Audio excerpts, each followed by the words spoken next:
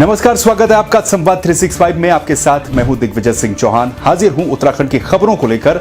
आइए नजर डालते हैं उत्तराखंड में क्या कुछ खास चल रहा है, क्या कुछ उत्तराखंड की खबरें हैं। केदारनाथ के क्षेत्रपाल बाबा भैरवनाथ के कपाट विधि विधान के साथ आम श्रद्धालुओं के लिए बंद हो गए हैं। केदारनाथ के मुख्य पुजारी शिव शंकर लिंग तीर्थ पुरोहित देवस्थानम बोर्ड और सैकड़ों श्रद्धालु इस पल के साक्षी बने।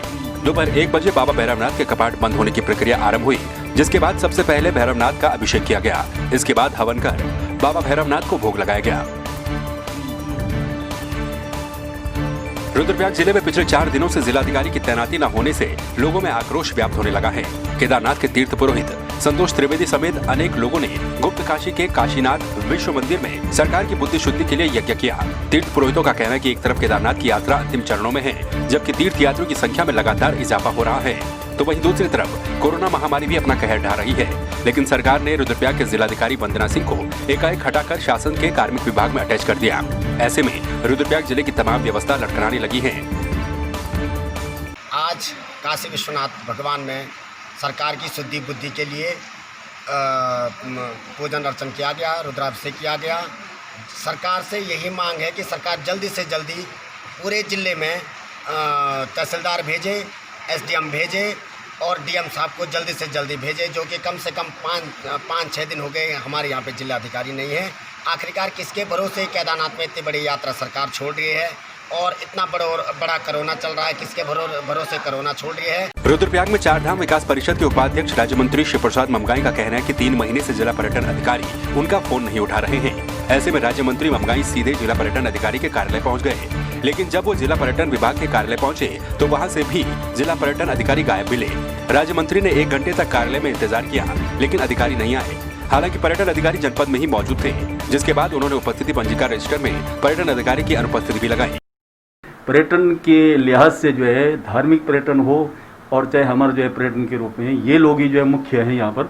और रुद्रप्रयाग एक ऐसा क्षेत्र है जिस क्षेत्र में जो है संवेदनशील भी है और दूसरे में दोनों धामों का जो है मार्ग यहीं से जाते हैं। इसलिए यहाँ के अधिकारियों को इस प्रकार की लापरवाही बरतना एक हमारे लिए ही खतरे से बाहर है। अधिकारी अपनी मनमर्जी करे तो ये हम जो है इस बात को सहन नहीं करेंगे। उत्तराखंड के वन मंत्री डॉक्टर हरक सिंह रावत को आचार संहिता उल्लंघन मामले में 3 महीने का साधारण कारावास और 1000 रुपए का अर्थदंड हुआ है।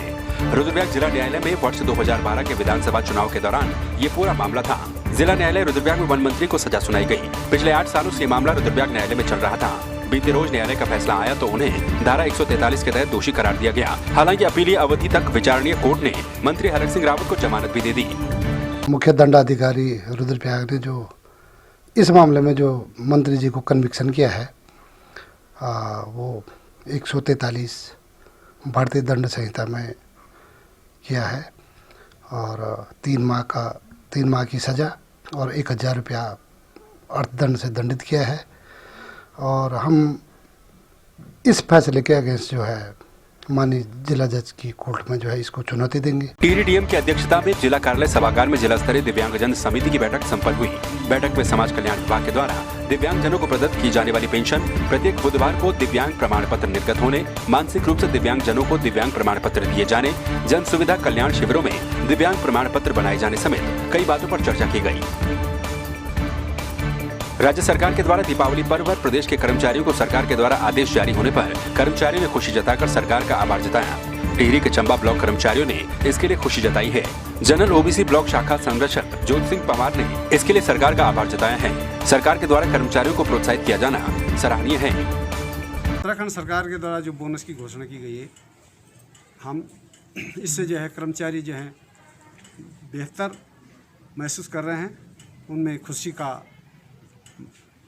माहौल है और हम सरकार का इस निर्णय से बहुत बहुत आभार प्रकट करते हैं। टिहरी जिले में बीजेपी कांडीखाल का 2 दिवसीय प्रशिक्षण शिविर कार्यक्रम संपन्न हुआ, जिसमें कार्यकर्ताओं को पार्टी के रीति के बारे में विस्तृत जानकारी दी गई। किले खाल मंदिर में आयोजित 2 दिवसीय प्रशिक्षण के समापन के अवसर पर बीजेपी कार्यकर्ताओं को पार्टी के सिद्धांतों के बारे में जानकारियां दी गई। तरफ से हमेशा होते हैं और हम लोगों ने ये जागरूकता लाई है कि संगठन की कार्यप्रणाली हमारी क्या है, भारतीय जनता पार्टी की किस तरह से हम कार्यकर्ताओं को बांध करके रखें और अपने संगठन की जो नए हमारे जो संगठन में लोग जुड़े उनको रीति नीति से अवगत कराएं।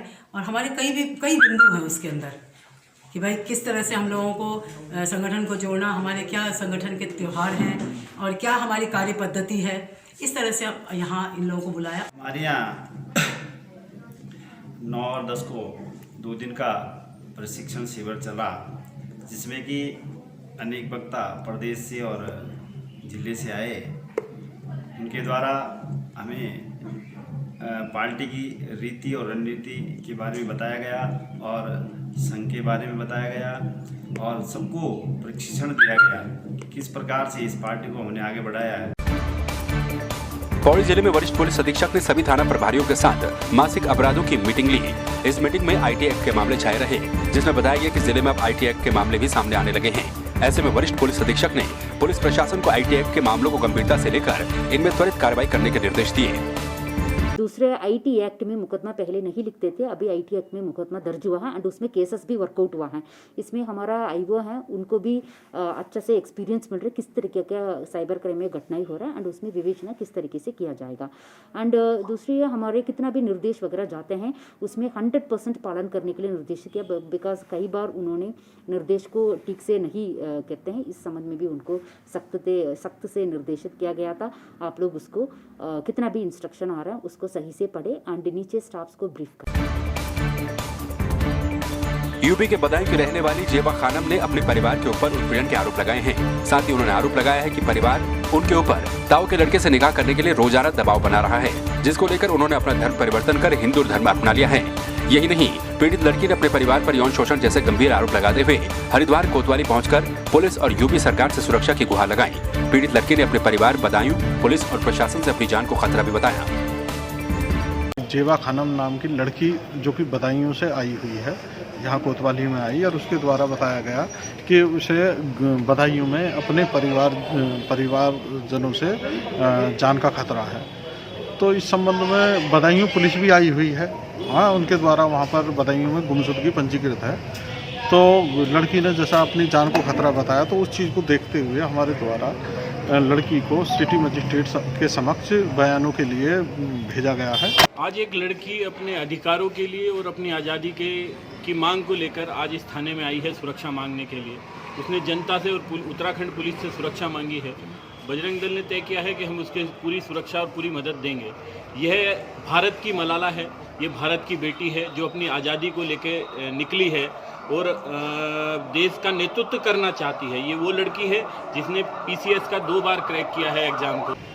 कोतवाली बदायूं में दिनांक 6 में एक लड़की चली गई थी। उसके परिवारजनों ने, उसकी माँ ने उसकी रिपोर्ट लिखवाई, मुकदमा पंजीकृत कराया। उस मुकदमा के संबंध में धारा 364 आईपीसी का, उस मुकदमा के संबंध में यहाँ आए। पीड़िता जो भी बयान देगी, जहाँ अपनी सुरक्षा से रहना जाना चाहती है, उसके साथ भेजा जाएगा, सुरक्षा के पूरे इंतजाम के साथ। अपहरण का धारा 364 आईपीसी अपहरण का मुकदमा। मैं अब 21 साल की हूँ और अपनी मर्जी से यहाँ तक आई हूँ, लेकिन उन लोगों का प्रेशर है पूरे प्रशासन का कि आप वापस आइए। मैं ये बात वहाँ पे लिख कर आई हूँ एसएसपी बदायूं, डीएम बदायूं, महिला आयोग और सीएम पोर्टल के लिए, सबके लिए लिखित में शिकायत दर्ज कर आई हूँ और अपनी सुरक्षा की मांग भी की थी मैंने कि मैं अपनी मर्जी से जा रही हूँ और मुझे इन लोगों से खतरा है। बट क्या कहते हैं, अब पूरा आईजी ऑफिस का सोर्स जो है, जो मेरे डैडी हैं, वो अपनी पोस्ट का मिसयूज़ कर रहे हैं। मुझे जहाँ तक ऐसा लग रहा है कि वो अपनी पोस्ट का मिसयूज़ कर रहे हैं और पूरा प्रशासन का दबाव मुझ पर है कि आप कैसे भी कर वहाँ आइए। तो अभी तक तो मुझे अपने परिवार वालों से खतरा था, लेकिन अब मुझे पुलिस प्रशासन से खतरा है।